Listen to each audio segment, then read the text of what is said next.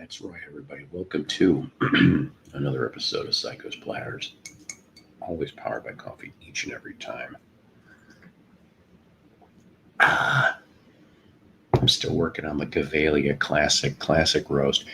Fred, you got first. Mick, you missed it by a hair. You did. Seriously, how's it going? Yeah, he's back. Yeah, the man behind the mask. Yes, Mick, Satan's in the house. Yeah, we're getting, almost 10 people already. I have only been on 13 seconds. I love you people. I really, really do. When I can do these things, I'll do them. It's plain and simple. When I can't, I can't. That's all there is to it. We all have life. We have always lots of things to do, don't we, in this world? I hope everybody has had themselves a decent day at Broiler again today. I think they said with the heat index, it felt like 103. What does my shirt say, Paul? Okay, I'll show you. My executive producer, Donna Joe Cat Lady, got me this. He goes, I may be old, but I got to see all the cool bands. I didn't get to see all the cool bands. I wish.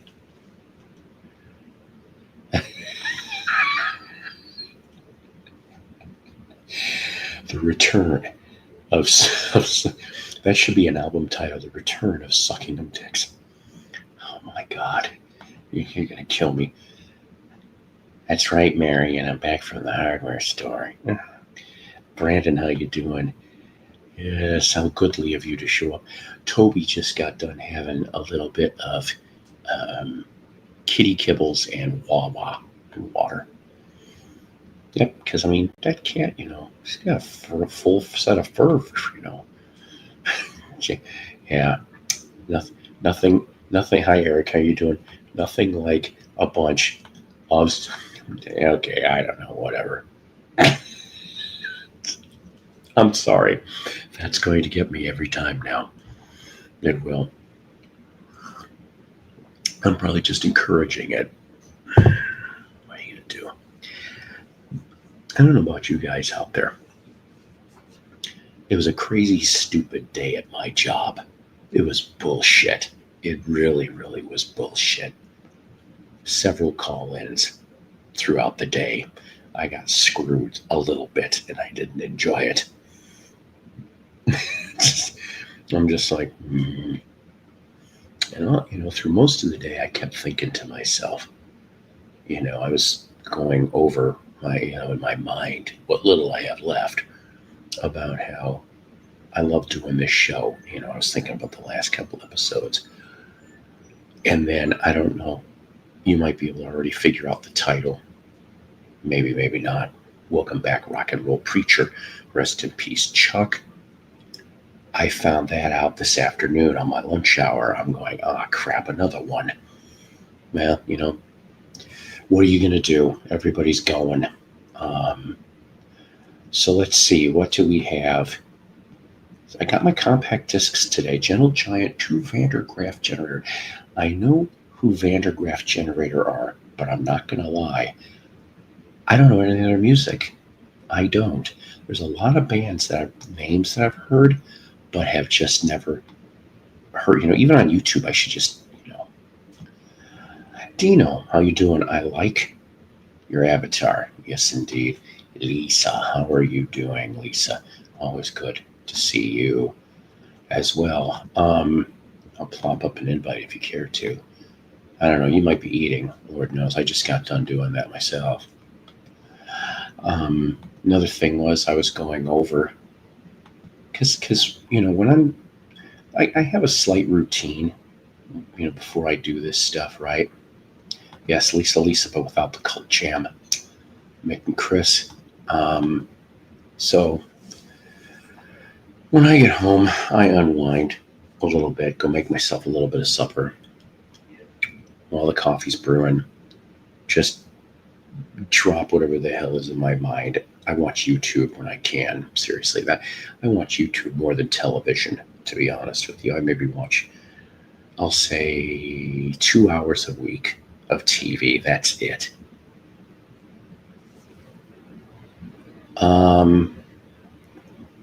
Oh, I hope not. I hope that's not the case. Oh, jeez. Well, everybody could be next. I could be next. Thank you. I just wish that it was just a little better than Chuck's last album. That's all I'm saying. I think I enjoyed half the album, if I remember in my review.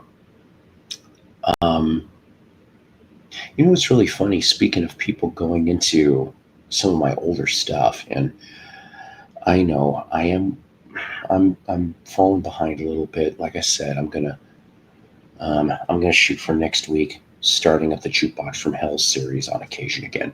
Guns N' Roses Spaghetti Incident will be the first one. I'm not gonna tell you the other ones yet. I've got about two more after that in the queue. But the Village People, okay, because somebody recently did a video on the album Renaissance, which, oh, like, I want to say it was episode 19 of Jukebox from Hell, because I've done 60 of them.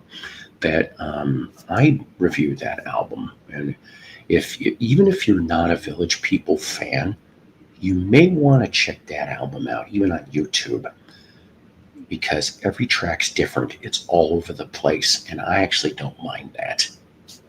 But they only unleashed the leash for one album, and then they kind of went back to what they were doing. So my double is here again. Sick Willie is back.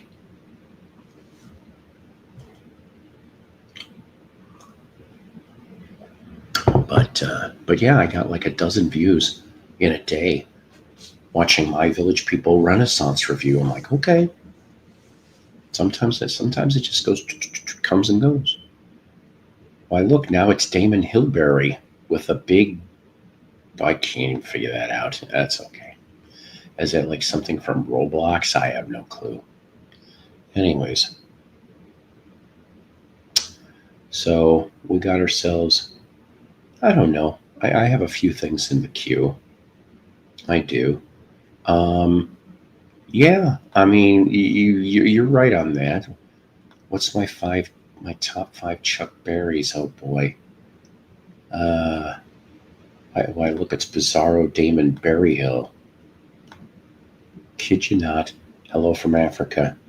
It's Africa. Hi. I can't remember what your first name is. I bet you told me a long time ago. My memory's not so good.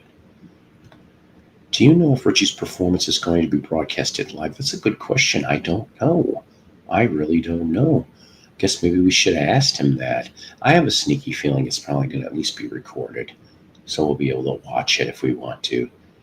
Yeah, I love his London sessions. Yes, Chris, in NBC at 9. Stephen, okay, excellent. Thank you. So, sorry, I hate hangnails. So we've got a 4-song tribute to the who knows? I don't know. 4-song tribute to Chuck Girard. That's what we're going to do. We also happen to have, I just happened to go through the old stuff and came across what I think was Shenanigans' last video with us. So we may actually, play about a 6 or 7 minute replay. It's me and Beetle Babe and Shenanigans. It's just like I missed her, and I'm just wanted to watch again, and you guys will get to watch. Like I said, it'll be 6 or 7 minutes long at the most, and then we'll do Beatles solo session spotlight. We're in the letter P and the letter R, which is the pirate's favorite letter of the alphabet. Not at all, Gorilla. Many here don't believe the hype is the sequel. Anyways, like I said, I hope everybody's doing good today. That's always important. That is very goodly of everybody to be able to do that. Can you believe what the last couple governments have done to that beautiful country? you know what I'll tell you. I mean, other than we played the Sun City song from the '80s, but Sun City, I, I've read that in music books going back to the 1960s. I'm pretty ignorant when it comes to South African governments or cultures or the life of the people there. There, I agree, but carry on. Look at Europe and the USA too. There's a lot of governments that are. I hate to say this. I think I would probably Johnny B. Good or Roll Over Beethoven. Both would be your correct answers. I saw many concerts at Sun City. But I don't know. The world is. You got to kind of snoop around. The world can be a beautiful place.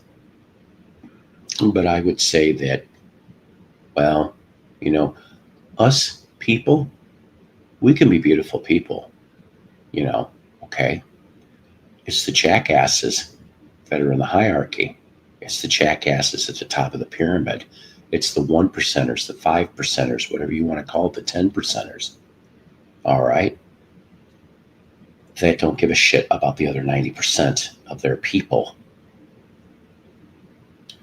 And, one of the things that, and this even goes back to biblical, and, that really, whether you believe in God or Jesus or whatever, even if you don't, there still kind of is a code, a moral code, I guess, if you will.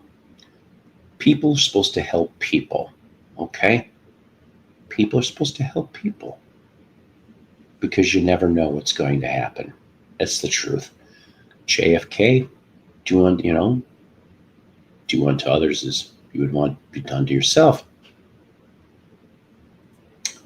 And I think that's a pretty basic truth. I really, really do.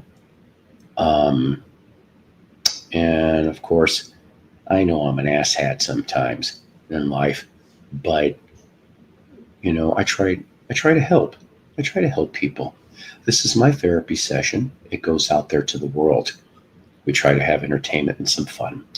So I'm going to knock off with the seriousness for a little while here. I am planning a stream on the cultural boycott in South Africa at the time. That could be quite interesting. Well, that's just how I feel. I'm fully homogenized. So are you whole or 1 or 2%? Which one are you? Red cap, light blue cap, or blue cap? Or are you chocolate milk? My favorite American word is jackass, and I did live in the U.S. for a bit.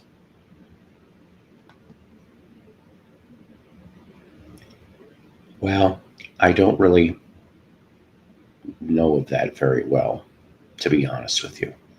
Well, we try around this joint, Stephen. We try. Okay. Excuse me. So sorry.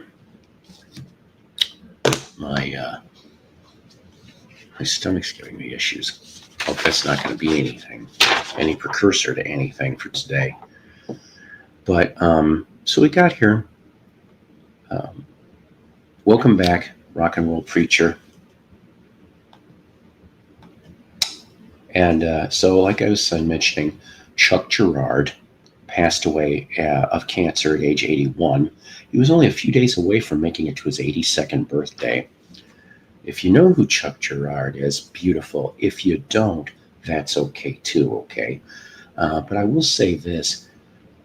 When I have gone crate digging, in lots and lots of resale shops over the last 10, 20 years, I have come across dozens of times albums from Chuck Girard or the band that he helped to start before he went solo called Love Song, okay?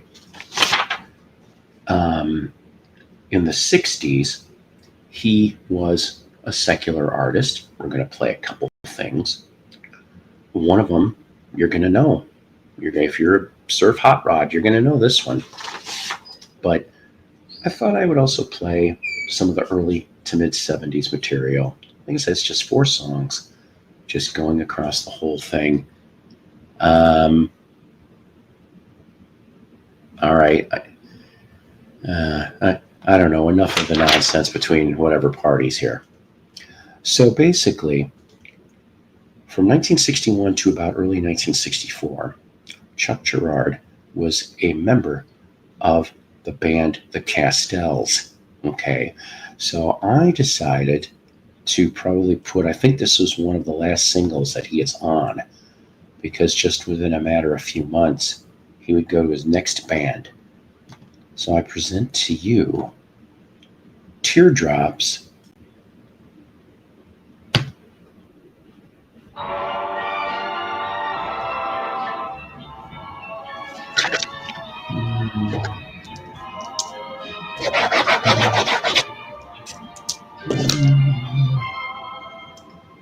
I sit in my room, looking out at the rain.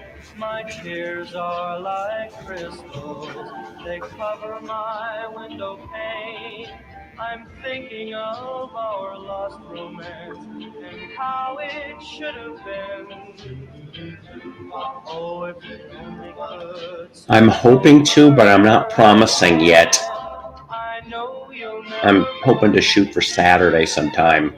I was wrong to take a chance on somebody new. I'm lonely and I'm blue. I try to get along without you.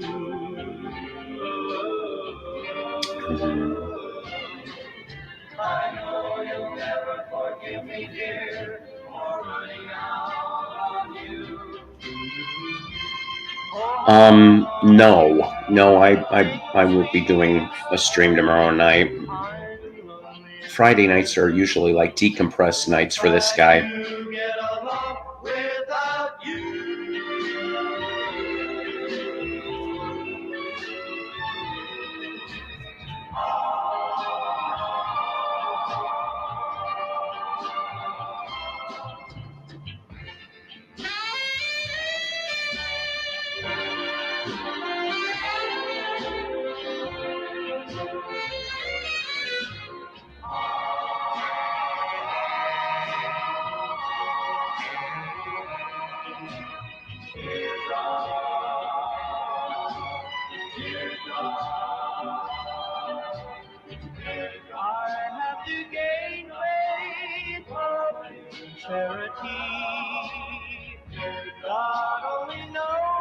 Yeah, isn't it?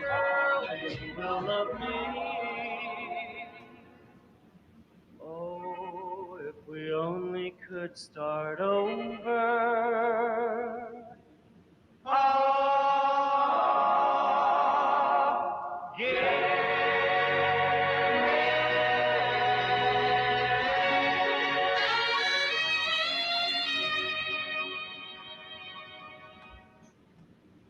From early 1964, the Castells with Teardrops. Yeah, it is a very nice song. They did have a couple, um, like they think they had 2 top 30 hits. I think, if I remember right, in like 61, 62. But then I'm not sure if the Castells broke up or he pretty much just left. Okay, and he helped to form, yes, arranged by Hank Levine, that's right. He ended up, Chuck did, he went and joined a little cool band by the name of the Hondells. Yeah, that's right. You know where I'm going on this. This is probably one of my favorite songs of the era, of this genre. Remember First Gear? That's right. From 1964, the Hondells with Chuck Girard on vocals. You know, if you took the name Little Honda out of it, it's almost like you could insert doggy style in. Anyways, because you gotta lean right. Sometimes you gotta lean a little left. Anyways, so basically, He's with the Hondells till about early 1967, and then that's the end of that. A couple of years go by. I think Chuck pretty much finds himself a little bit, okay? 1970, a band called Love Song. They would call it at the time Jesus music. That's what it was called, I guess, back then. I was too young for that era. But there would be other ones that you could say that would have gone into that movement. Glass Harp, Larry Norman, Randy Stonehill. I know I'm missing a few here, but yeah, it did sound like the Beach Boys, and they did cover it. Written by Brian Wilson for that one. So basically, they did two albums in 1971, 72 and 74. Yes, Toby Bryant is playing hoops with a ball of yarn somewhere. And you know what? I never really seen her play with the ball of yarn because Toby's mama likes to crochet. I don't think I've ever seen her play with yarn. That's kind of strange, right? So I present to you from 1972 from the first Love Song album. Welcome back. No, it has nothing to do with Cotter. Just thought I'd tell you. Now, how many of you people in crate digging have come across this album? Looks familiar to me a handful of times. That's for sure. 72 from Love Song album. Welcome back. I thought that was actually kind of beautiful, actually. Maybe I'm going to end up having to try to find those. And you know what? They're like dollar albums, in the boxes. It's got some nice harmonies. But like I said, early Jesus movement was what they would call it back then.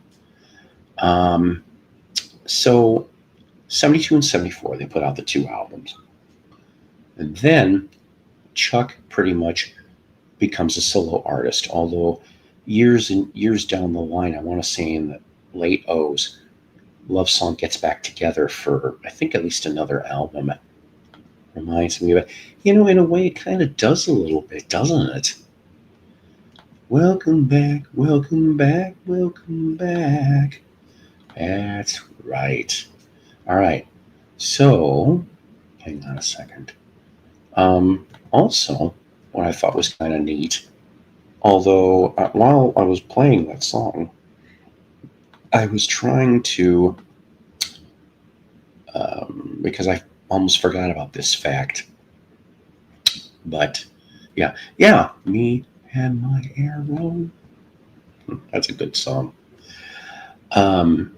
Shortly after this next song, I'll tell you what 70s band he becomes friends with.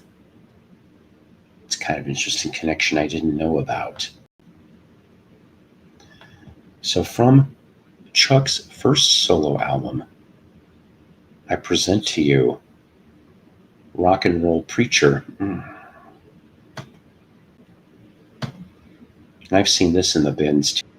That's right, from 1974 off of Chuck Girard's first solo album, Rock and Roll Preacher. Now, like I said, the thing that I found out, I'm starting to get into appreciating more of the 70s and 80s stuff, There's deep dives you could go on, and find all different kinds of genres. Seriously. I heard of, mostly Christian folk, Christian blues, Christian psychedelic, even in the Jesus movement period back in the day. And then, of course, like I said, I grew up listening to the stuff in the 80s. I really dug some of that pretty good, too. I know Petra was a 70s band, but Petra and Rez Band and Daniel Amos and Phil Keaggy, Larry Norman. There's tons of them. Servant, whole bunch. Hey, John, how you doing? I love the song Take Me Back. That's from the 70s gospel song. you hippie. So right around the time period, though, that I played that song, he ended up befriending an up and coming band. Well, actually, they were around for a couple of years, but their first album wasn't out yet. And I'm speaking about Ambrosia, which I'm like, I didn't even know Chuck Girard and Ambrosia had a connection. Preferably, I think he was especially with David Pack and I think Burley Drummond. So somehow, and I tried looking up the first two albums in the discography, okay? It doesn't show that Chuck is in background vocals at all on that, but supposedly he says that he did some background vocals. There isn't exact tracks, but for some of the sessions on both of those first two albums, and that some of the members of Ambrosia are on at least one or two Chuck solo albums in the mid 70s. So I mean, if you're an Ambrosia fan, you may want to take a look at that. I also like Long Walks on the Beach and Milk and Cookies, but not at the same time, because trying to hold the milk and cookies while I'm walking on the sand is just not going to work. Never got on Chuck Girard, not even sure I've ever heard much from him. Well, here's the thing, right? In the crate diggings that I've done I've been crate digging since I was 13. Okay, so 45 years I've been crate digging. And I've come across a lot of Love Song or Chuck Girard. I did have that little Honda album from oh God, I'm tired. The Hondells. I had that. It was in my aunt's collection, and I don't know, it was kind of strange. She just basically ended up giving me most of the albums, and I just remember hanging on to them. I'm like, nice. And of course, I lost it in a move a long, long time ago.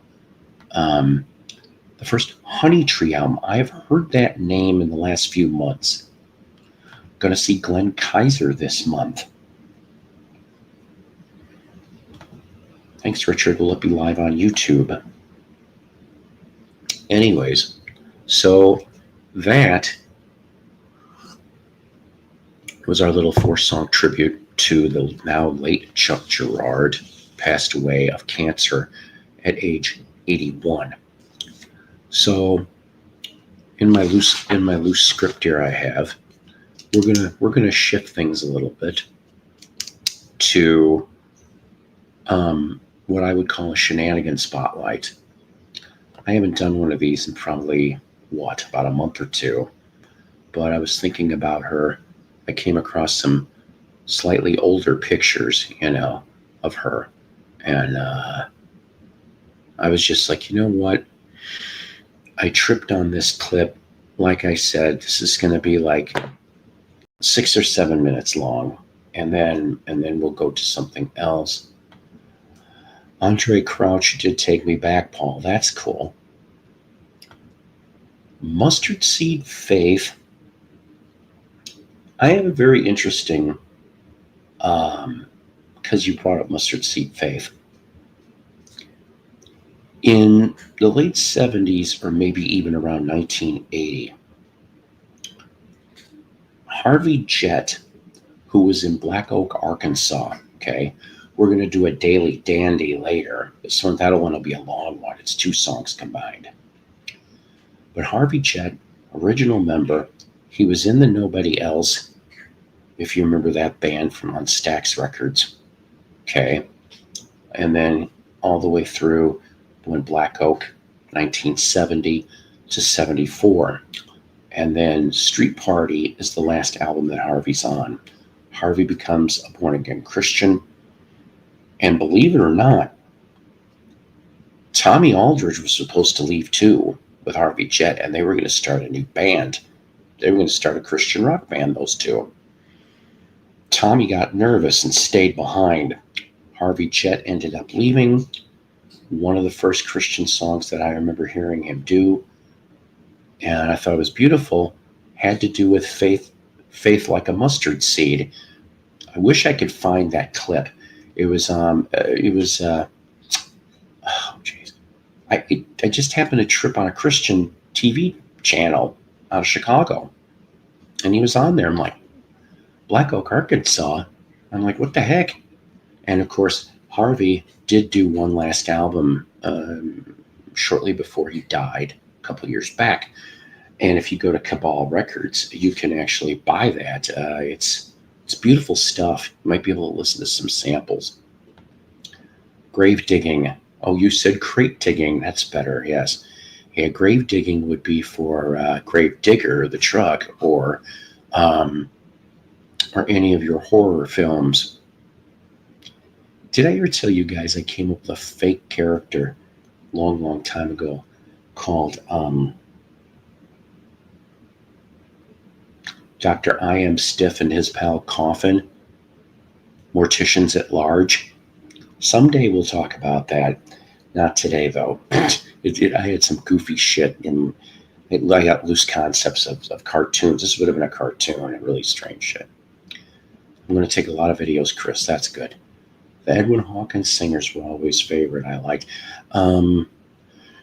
Really, the first and only thing that I heard was "Oh Happy Day," which George Harrison claims that was the inspiration for My Sweet Lord. I don't know. I guess you could toss a coin on that one. I know staple singers were a little bit like that. I mean, if you listen to the lyrics to "I'll Take You There," I mean, that's some damn good funk, gospel funk right there. I love that stuff. All right. So now, unless I'm wrong, what I'm going to show you here, we're going back to December 2024. I'm in this. This is gonna be like 6-7 minutes. It's me and Beetle Babe, and then Shenanigans comes in, and yeah, I love staple singers. I was this close to getting to meet Mavis Staples. That close. Yep. And so we're going to show that now as a remembrance for Shannon. We'll do a Beans video soon too. Again, I feel like we need to do a tribute to Beans again. It's been a while for him. But for today, this video was called "All the Best to the Warlock Climbing Franklin's Tower." That was the name of the episode. So we play this at the 16-minute mark. Psycho's Platters already in progress. Pizza Hut's hooking you up with more of what you love. 4 Lovers Pizzas loaded with your favorite toppings. Order on the app. Sorry, gang. I had this all set up that I didn't have to have commercials.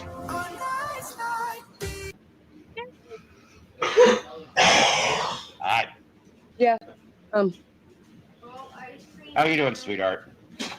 You know, I could tell y'all, but you probably wouldn't friggin' believe me. But yeah, we bought all that new furniture, and that spurred my mother to rearrange the entire freaking house.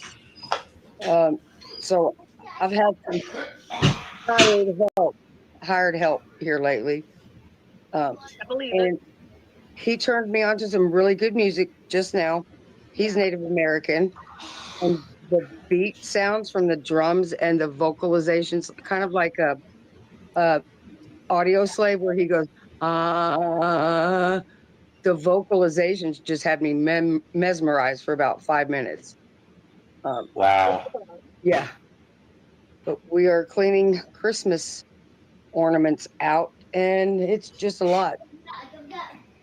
It's a lot. So that's I bet it is. I bet it is. Yeah, we went into the attic and out to Spiderville. Oh, God. Spiderville. Is that a real city name, or is that just a name? I'm like, this could be either. But... Good question, Jen. It is the shed in our backyard that my grandmother I've just seen that willingly shed. threw stuff in Spiderville for about it is. 10 years. But Okay. most of it has been boxed up for 30 years. Yeah. Oh, okay. So that's why we kind of call it Spiderville. So I was not wrong in assuming that it was a nickname. Okay. It's a real city in my world. And that city today is brought to you by Dr. Pepper. Nice. Cause it's the perfect taste for me.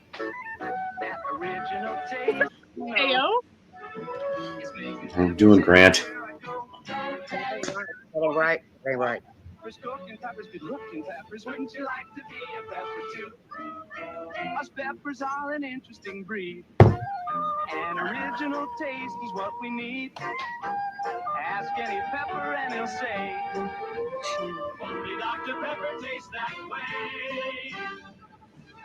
There's carrying peppers, Marion peppers, dying peppers, quiet peppers. Wouldn't you like to be a pepper too?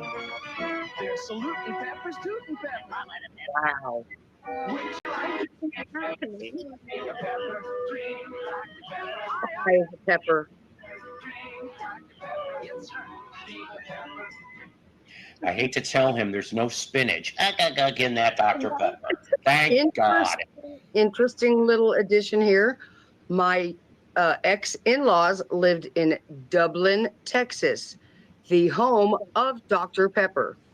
You know, my best friend just moved out of Texas, but apparently she was not far from that. She was like, if you'll come visit me while I still live here, we can go to the Dr. Pepper Museum. It's right near Yeah. me.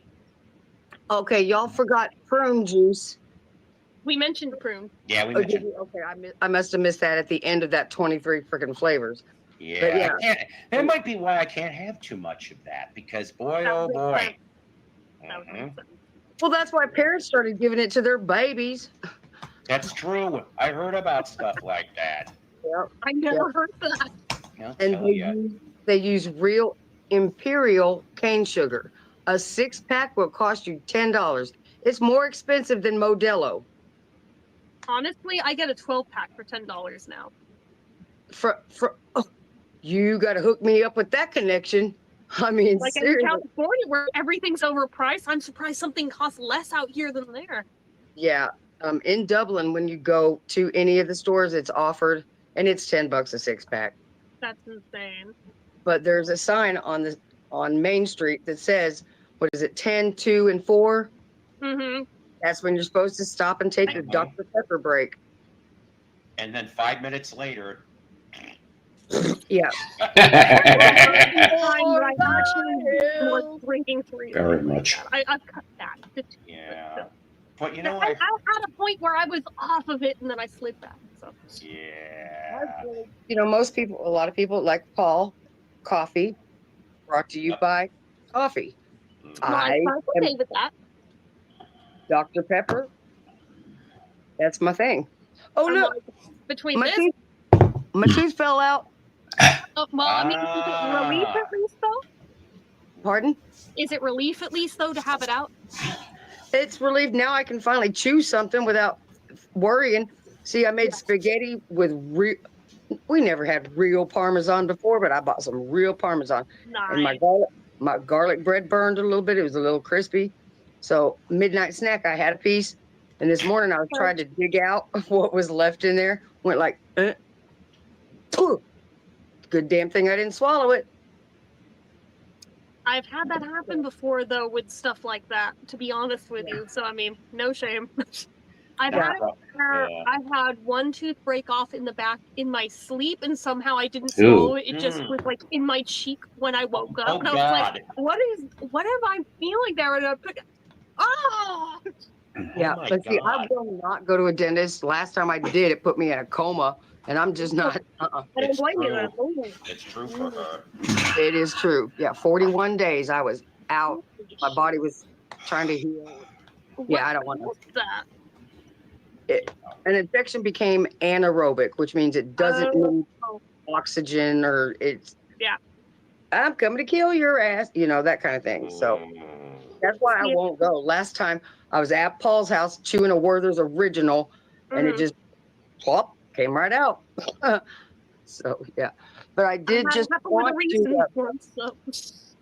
I did want to just drop in and say hi, because things are a little crazy right now, and I miss you guys. I mean, I need my therapy, but right now I've got a couple of guys here working, and I kind of have to stay on top of that shit. Gotta stay on top of it. We'll still be here, I promise. Okay. Yeah, we're like I said, we're about to have a little yard sale. All the Christmas ornaments. I mean, there are things that are still in the boxes that have never been pulled out that are 50 years old. Damn. But you're gonna have to take the spiders with you. You know, that kind of thing. So Well, I got to tell you this much: when you were at least, I don't know, any time that Shannon tells me the dentist story, though, Oh. I'll tell you this, that at least I'm glad that you didn't have this that you didn't have a certain experience Oh, that you God. could have had, which one? I'm scared of where like this is going. like this. Oh, no. Anyways, she disappeared within like a minute of that. So that was pretty much the last thing that I remember anyway from her. And yeah, she was a very busy lady too, all the time. All the time. Nothing wrong with that. Yes, now we need the chairman. But so somebody brought up that Barry Manilow wrote the Dr. Pepper theme song. And David London was the one who sang it. But okay. There's one song I like from Manilow. Just one, though. I don't really care for the rest. So let's play this. That's right. It's a miracle, a true blue spectacle. The miracle is you out there, my wonderful YouTube audience. Barry Manilow from Barry Manilow 2. Now, whether you're a Barry Manilow fan or not, like I said, this is really the only song I could really deal with. I mean, sure, I remember Mandy and Copacabana and all the other ones in the 70s. Who didn't? He was all over the radio back then in the mid 70s. But or Can't Live Without You, or whatever the heck. But only once did I ever come across, not that I was looking for it, but only once did I come across Barry Manilow's first album on Bell. If you ever happen to trip on it on a crate dig and it's cheap, get it. It's a different mix because Arista, when Bell turned into Arista re-released it with a different remix. So that's a collector's item. Go figure. I think it was the price as to why I didn't get it, but I just thought it was interesting anyway. I like Barry Manilow's Show Tunes album. Sure. I wonder if he's yes, he is talking about Miracle Whip. That's right. Absolutely right. Because he hated Hellman's. Yeah, that's right. That's exactly right. So, like I said, I had a copy in my hands. The condition was decent, but all right. So, are we having fun, ladies and gentlemen? I think I am. Copacabana. Da, da, da, da, da.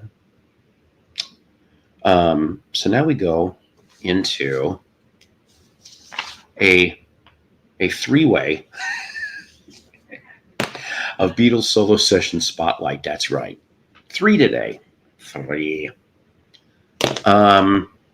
We have 2 George and Ringo and a Ringo.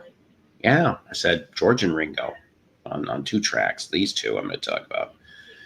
So, Apple Records. Of course, in the beginning of Apple Records, other than the Beatles' White Album, of course, you had other artists. They would go on and record at least an album or 2 or more on Apple Records. People like Mary Hopkin, Badfinger, Raha Krishna Temple, Elephant's Memory, other than, of course, the solo Beatle catalog. But this gentleman here, he recorded 2 albums for Apple, and then he, I don't quite know what happened. I think it was an amicable contract release or something. But then he would jump to A&M Records. I'm talking about Mr. Billy Preston. The first thing we're going to play from September 1970 is his cover of All Things Must Pass. Obviously, Billy's on it. Klaus Warman's on it. Some of the Derek and the Domino people are on it. And George and Ringo are on it. guitar and drums, but you also have Alan White on drums. Now, is that the same Alan White that would end up going to Yes? Or is it the other Alan White that was a session drummer for Love Me Do back in '62? I get confused with this stuff. Yes, James Taylor cut an album, Doris Troy cut an album. You're right. They did, yeah, Nothing from Nothing Leaves Nothing. I like that. I like Space Race. Will They Go Round in Circles? I love all that stuff. So I present to you from the album Encouraging Words, Billy Preston's cover of George's All Things Must Pass.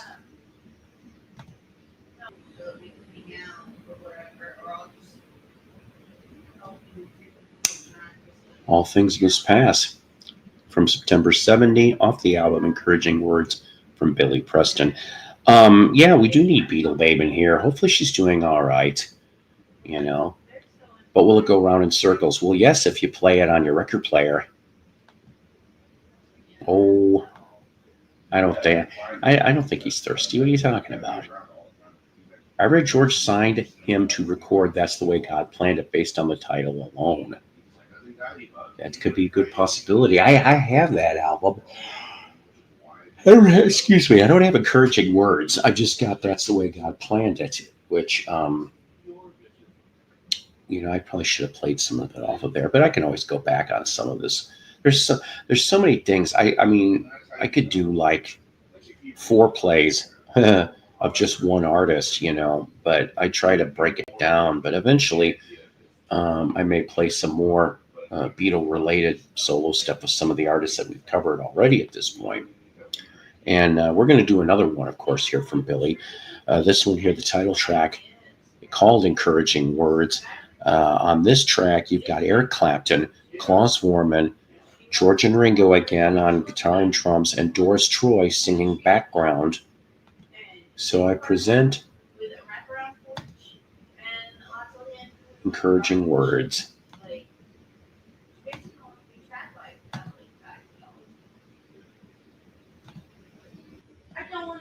That's right, Encouraging Words. Billy Preston, Eric Clapton, Klaus Voormann, George and Ringo, and Doris Troy, all on one track. How about them apples? Literally, in this case. I was going to say, though, yeah, as far as For the Very Troubled Man, that's what I've heard. I've read different articles. I want to say one of the last sessions that Billy did, he is on a track or two on the Red Hot Chili Peppers' Californication album. That I thought was quite interesting. I was just like, I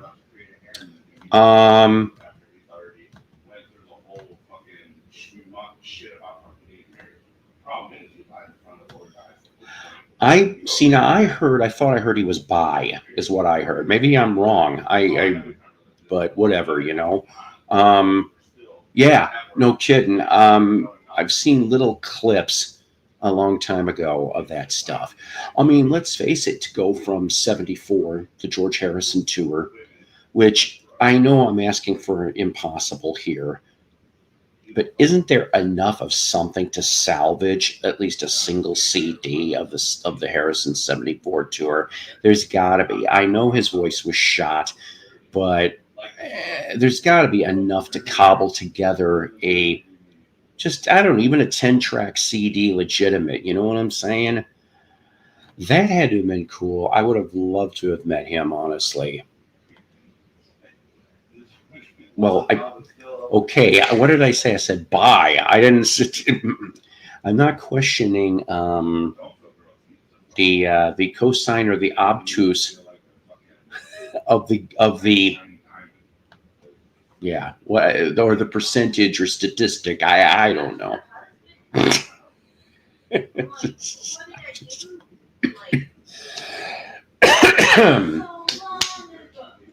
Anywho. So the last one for today, we go to the 90s, April 94. I can't even remember damn writing. Yeah, I think the Harrison estate sure is kind of, isn't it? They've been talking about putting out, whatever. I mean, as opposed to, okay, speaking of that for just 2 seconds, I already heard about this 9 CD thing for the Lennon Ono one-to-one concerts in New York, sometime New York City.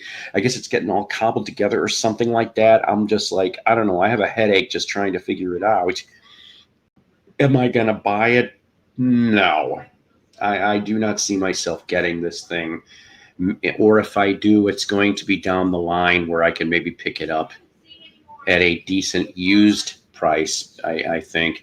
Yeah, Paul has a fur ball. Yeah, sometimes I feel like I've got a fur ball.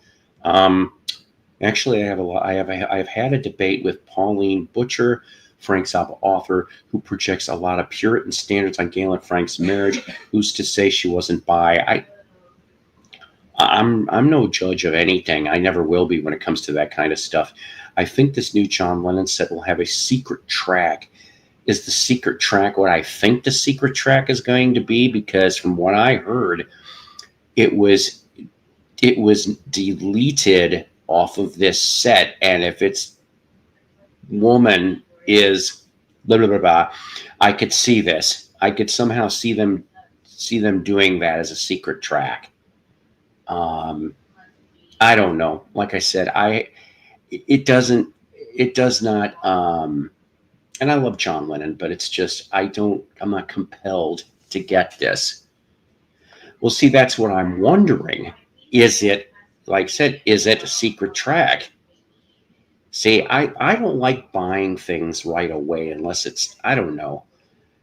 Sometimes I like to play the wait and see and find out what, well, other fellow Beatle YouTubers do for reviews. And I don't want to say that carries any judgment or weight, but I guess it just gives me a base, okay, of buyer beware. How much is the set? That's a good question. Let me see if I can pull that up for a second just to give a run-of-the-mill idea.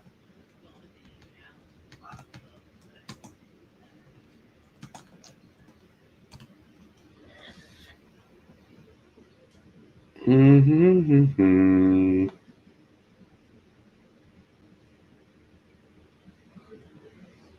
Mm-hmm. But at the same time, I know that so in this situation. Okay, so I hope there's a price on this thing. At least it gives me description, okay?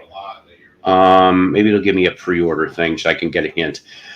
It says okay, so this new 9 CD, 3 Blu-ray box set comes out October 10th, one day after what would have been Lennon's 85th birthday for Capitol Records, UME. Power to the People features 123 tracks, 90 of which are previously unreleased. To tell the full story of Lennon and Ono's political activism spanning the prolific period between 1969's Give Peace a Chance and 72's controversial live album Sometime in New York City, as well as the one-to-one concerts at Madison Square Garden.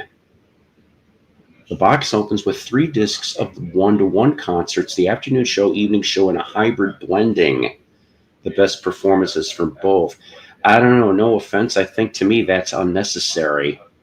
If you're going to already have the afternoon and the evening show, why do I want a third disc that blends them? To me, that's a waste right there. Concerts have been completely remixed from the original multi-track. CDs are in stereo. The Blu-rays offer mixes in high res, Dolby Atmos, and 5.1 surround. This marks a significant upgrade for the material since some of it already appeared in the 86 release live in New York City. I remember buying that release back in 86. Okay, the box set continues with brand new Ultimate Mixes and an Evolution documentary following the formats of the previous Lennon boxes of last year's Mind Games, The Ultimate Collection. Based on studio material released in 72, double album Sometime in New York City. Note that the album's original opening track, Woman Is, has been dropped and does not appear in its live incarnations either. The Evolution documentaries are audio montage, which chronicles a song from demo to final master, a disc of studio jams with John, Yoko, Jim Keltner, and the members of Elephant Memory. Features numerous oldies like Ain't That a Shame, Roll Over Beethoven, Honey Don't Yakety Yak, and My Babe, and anticipates John's rock and roll album.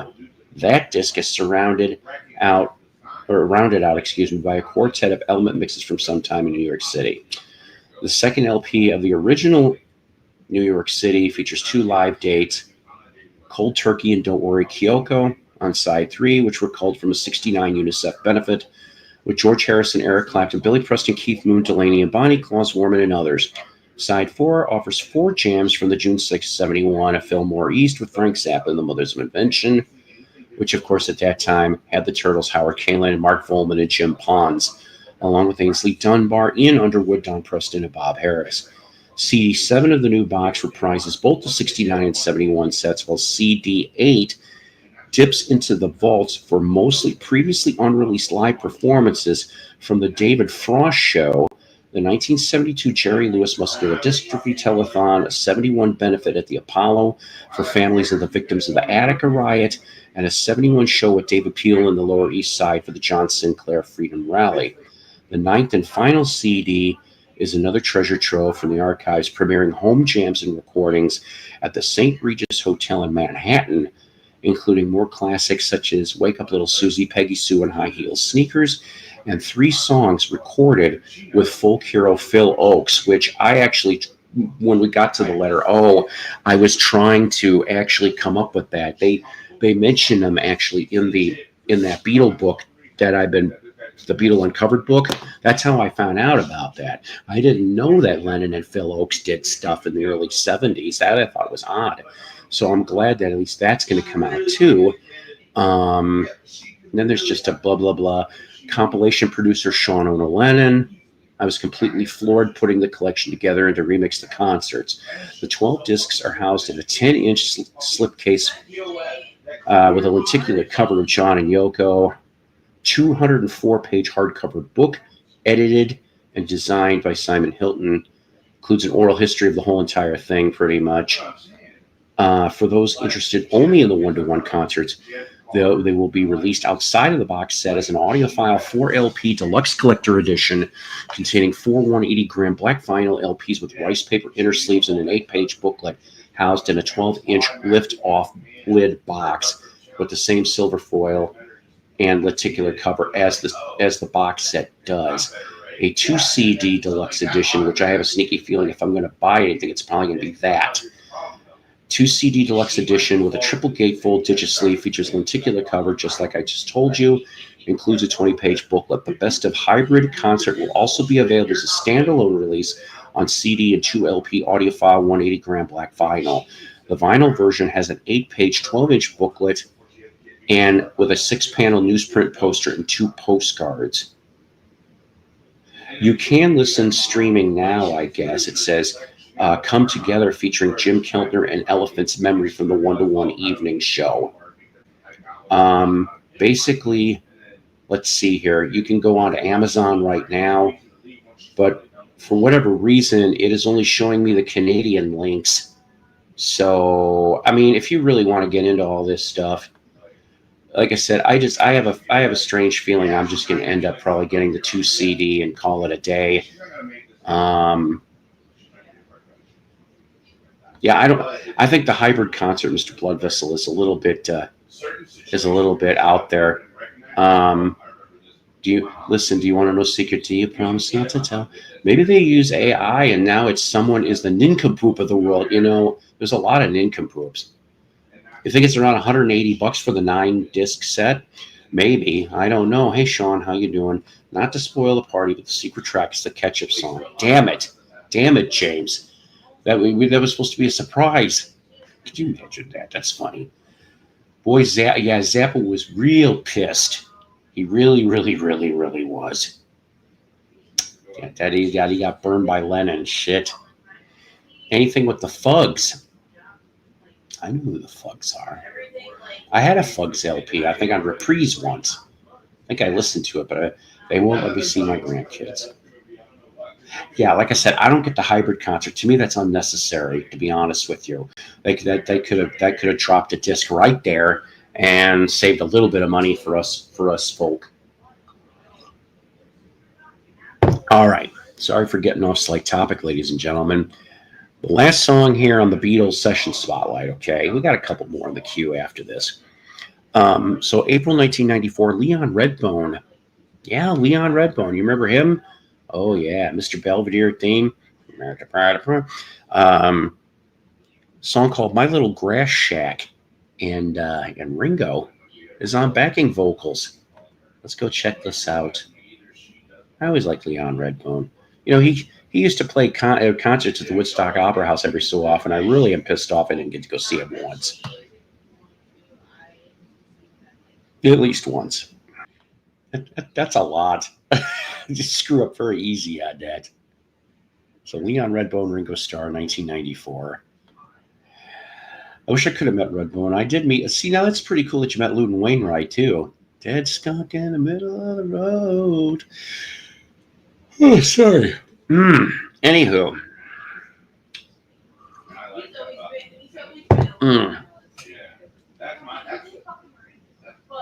There we go.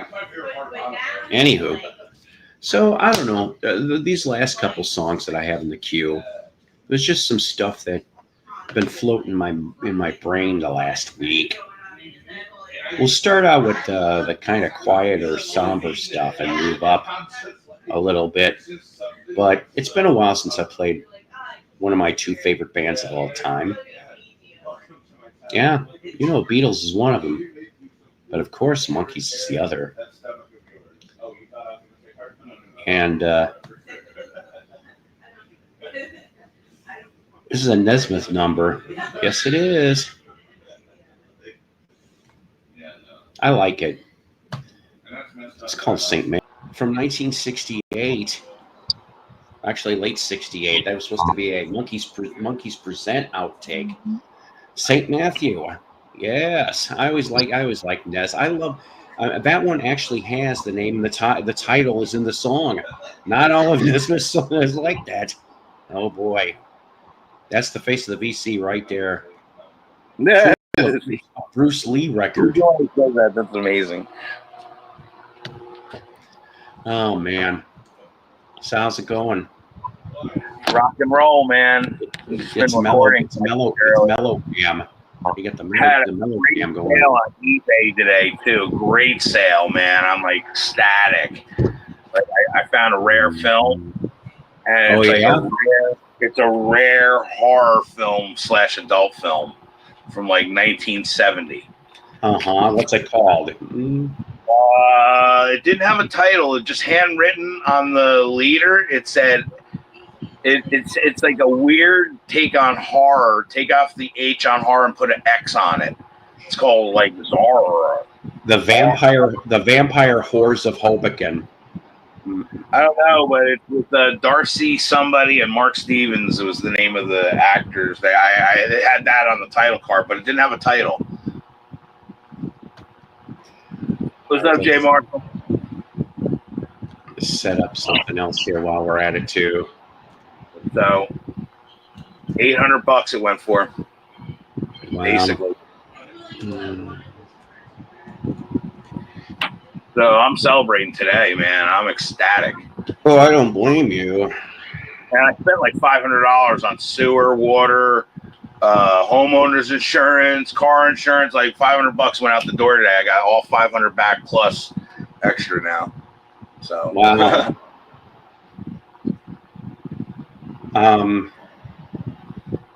Sorry, I'm setting up something else here. I try to do two things at once. Doesn't always work that way.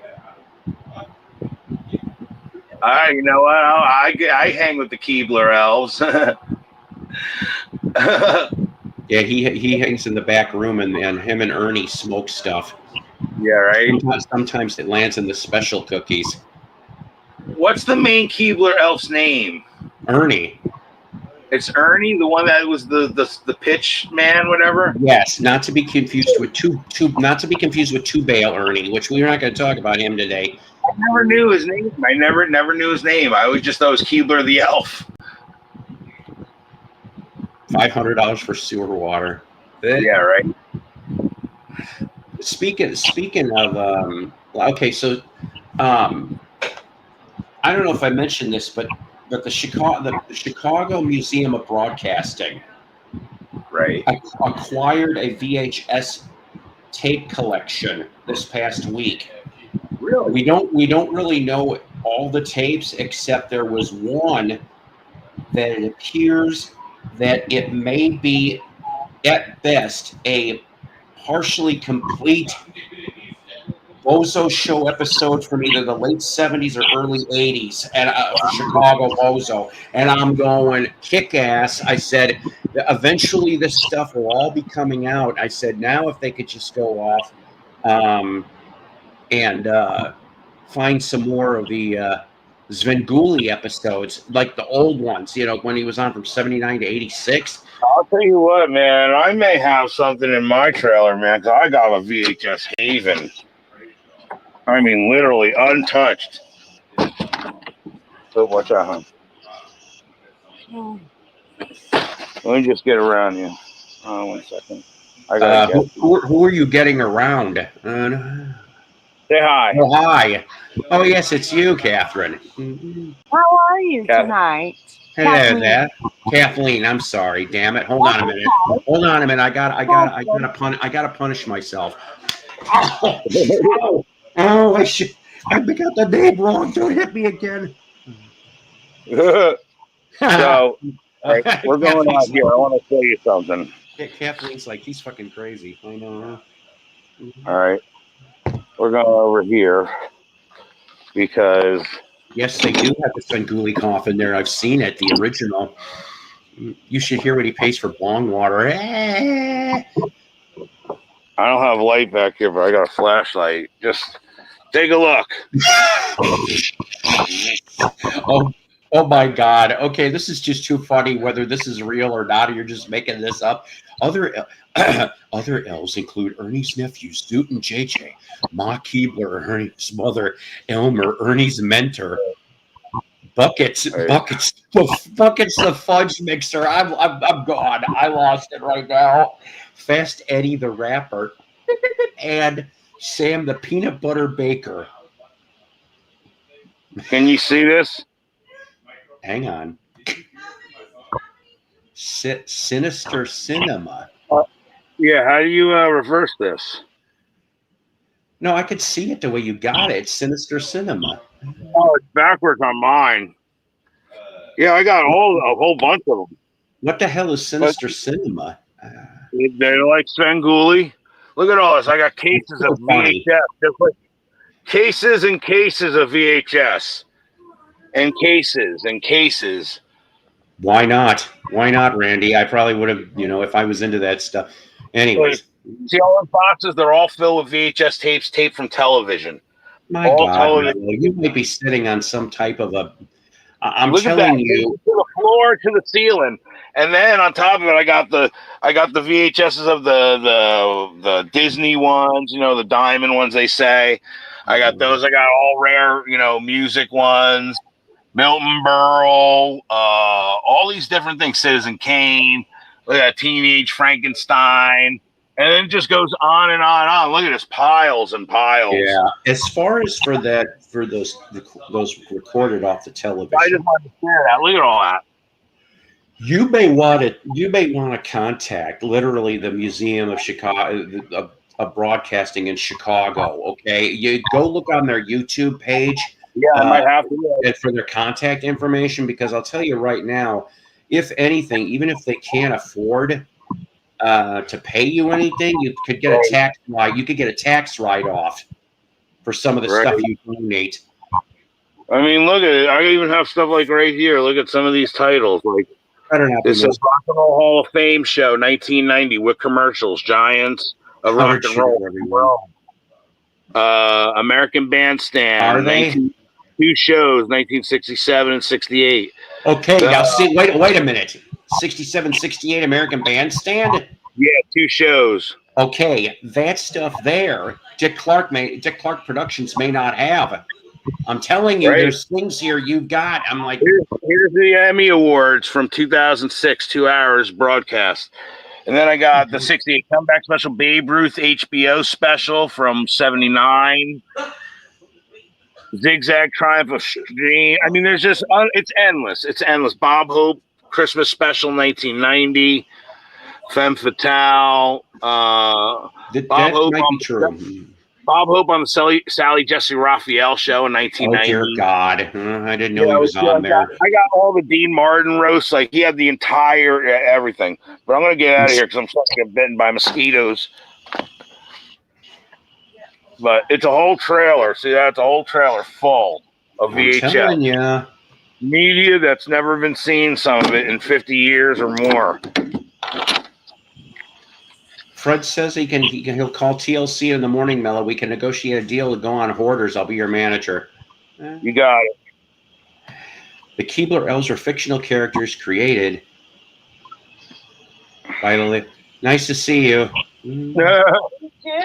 Take care, hon. I'll go back in. Wait a minute. Let me flip this. I hope there's no dead cat. Never mix up. That's right. Never mix up Coke with I don't know Comet. where they are right now. Like Cheech and Chong. That's right. I remember that scene. Yeah, Dave's not here. Mello's here. Going around my wacky house. Roaches or roach clips? Which one do you want to know, Lisa? There's no bugs here. The Keebler Elves were knockoffs of the Smurfs, or the Snorks, which I like to sing the Sporks.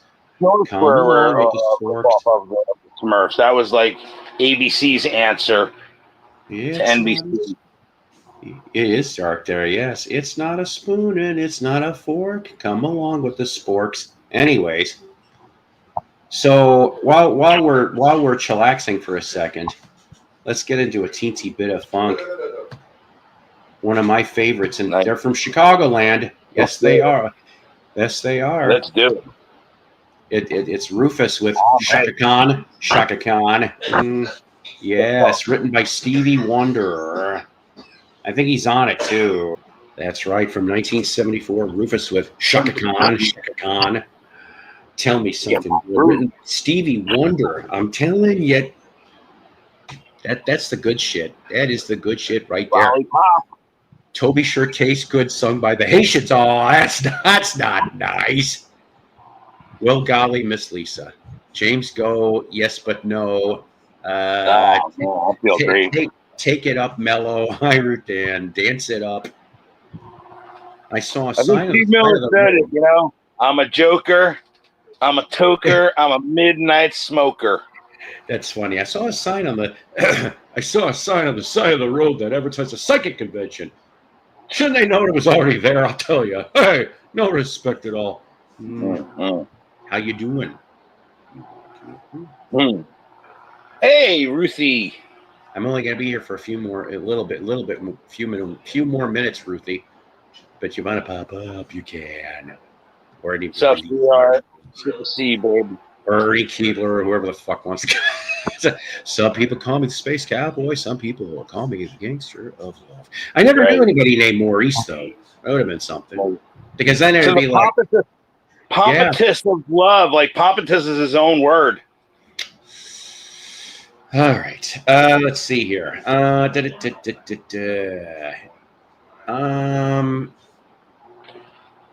to change some things around a second here.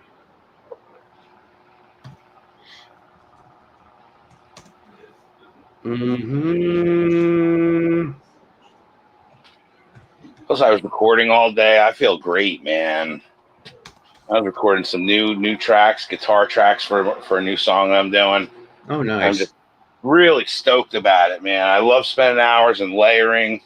And honestly, I could say with full confidence, like in myself, that I know what it feels like to write a Stairway to Heaven. I know what it feels like to write an Eleanor Rigby. I know what it feels like to write Imagine, because I feel like it with my music. And I have to know, like, those guys, what they felt when they were. Can you imagine what John Lennon felt when he wrote Imagine, he finally put the pen down, or just finally laid down the track. You think he went back and listened to it, was like, damn, I think I got a good song, right? Yes. You think after Live and Let Die was recorded, you think Paul was like, you think this is a good song, guys? What do you think? I think it's a pretty good song. How you say, Linda? Where's Crystal disappeared to? I don't know. I haven't talked to her in a few days. She goes off on does her own thing. Yeah, even I'm curious. I was kind of wondering if she was like, okay. Tell her to say hello next time. She's just a free spirit. You can't pen that girl down. Nothing wrong with that. You know, but I love her. She's great. You know, already reckoning nice assimilation skills. We got skaters. Well, man, you know what? Outside right now. I bought a decaffeinated coffee. That's funny. I like that. Hey, I'll tell you, I bought a decaffeinated coffee table at the furniture store. No respect at all. So this next song here, how convenient that Ruthie comes on. We'll dedicate this to Ruthie, considering she is a new Arkansaw. Yes, and you have to be able to listen to the state band, right, of Arkansas. Yes. Boogie on this for a little bit, kids. And don't take the brown acid when you're listening to this.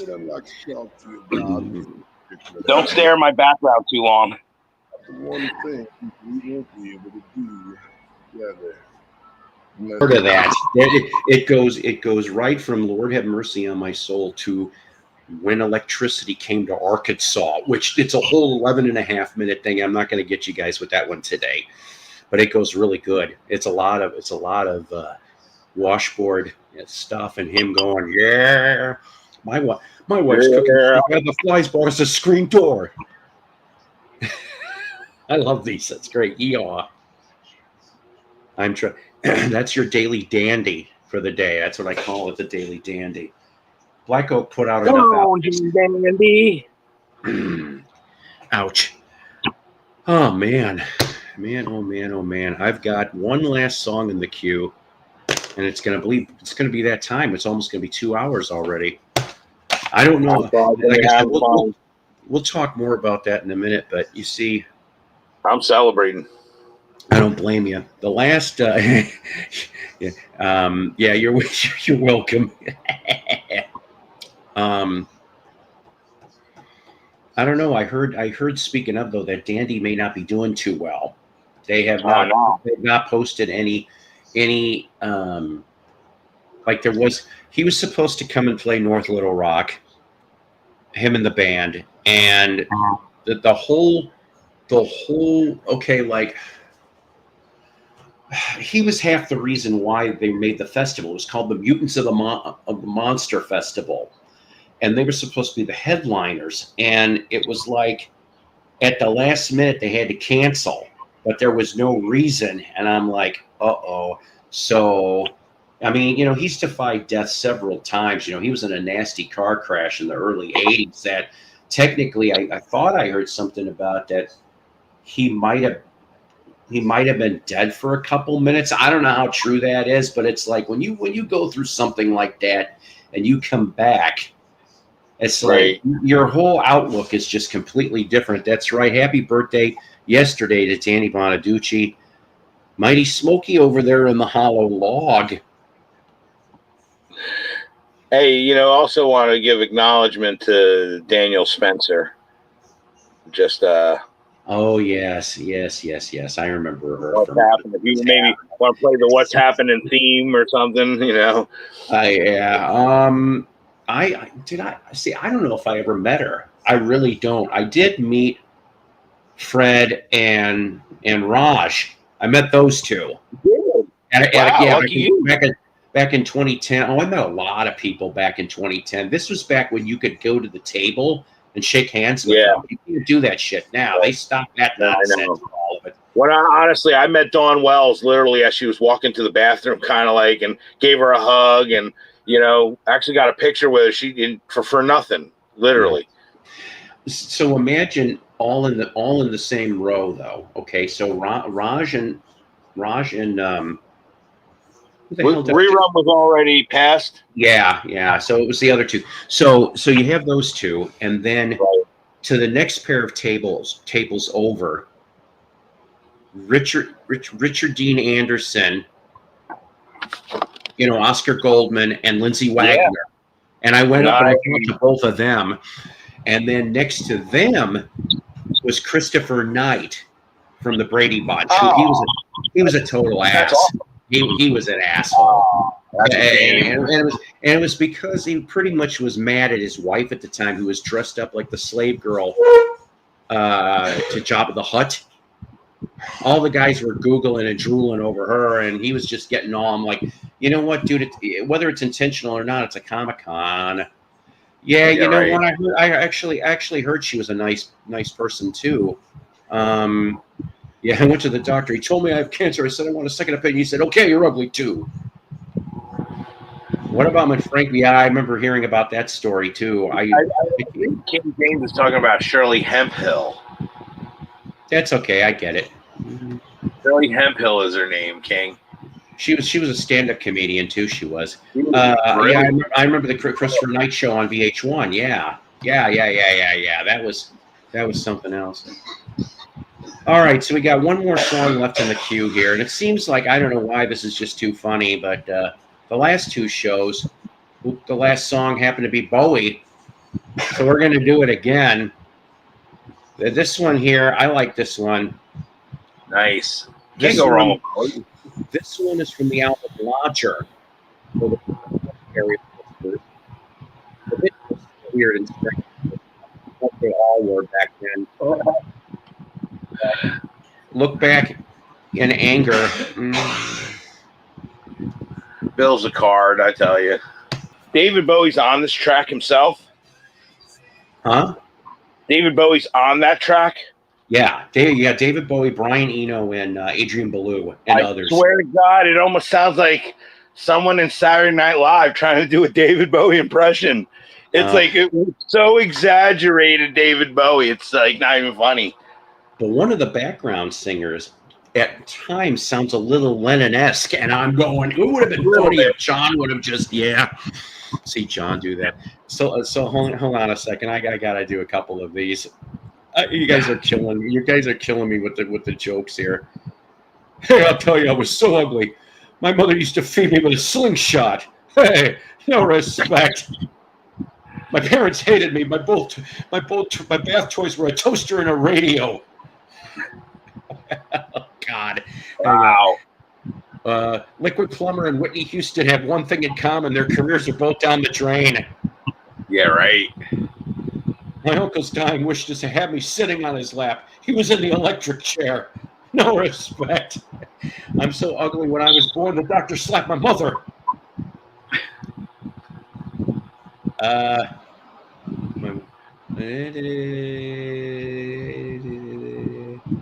My wife, she won the electric appliances, electric stove, electric toaster. She said, there's too many appliances around the house. I have nowhere to sit down. So what did I do? I bought her an electric chair. Oh, my God. This is... Oh, wow. God. Yeah, a weird-ass album, but I'm telling you, that's the thing, though, right? I've been really digging, like, 70s Bowie, really. And Scary Monster, and I'm just like... I don't have any of that stuff. I need to get those eventually. I did have which one did I have? Lodger? I think I might have had Lodger out of the trilogy. I couldn't find the rest of the other stuff. Right. But, and Heroes, oh my God. I love that song. Who doesn't?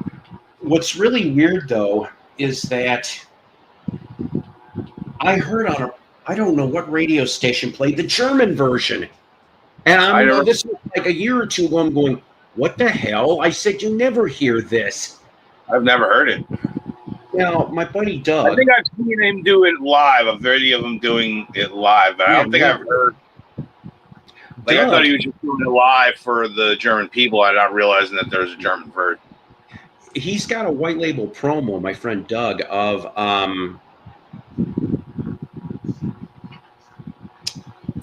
oh Oh my God, why am I having such problems today?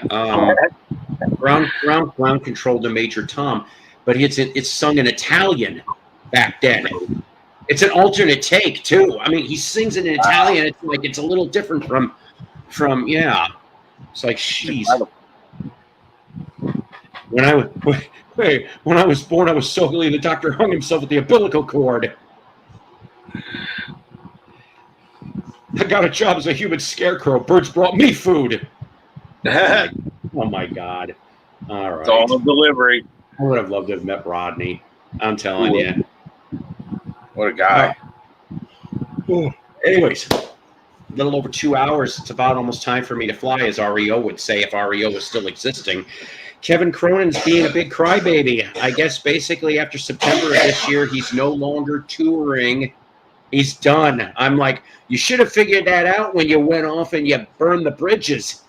Yeah, now, right. Now he wants a reunion concert of all the members. I'm like, you had your shot in June, jackass.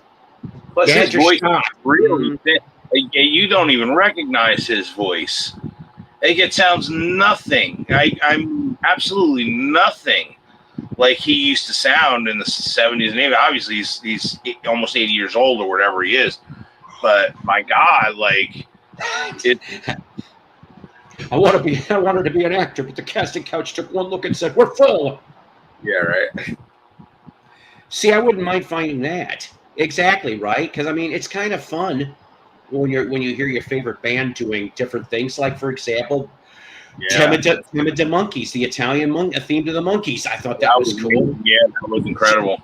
Celebdi and Komm Gib dir mein Hand in German for Beatles in German. I'm like, I thought those things were cool. That's the way I like. That's the reason why I like The Elder from Kiss. It was such a departure for Kiss. I mean, I respect it so much. No, don't say it. Don't say it. Don't say goodnight tonight. He'll be singing with Richard Dolan tomorrow night. Yes. Okay, cheerio. See you next time. It is time for a chewy record. But my doctor said I need more greens in my diet. I added green M&Ms. That's why I'm so fucking horny. No respect. Psycho's Platters is a Love Peace production.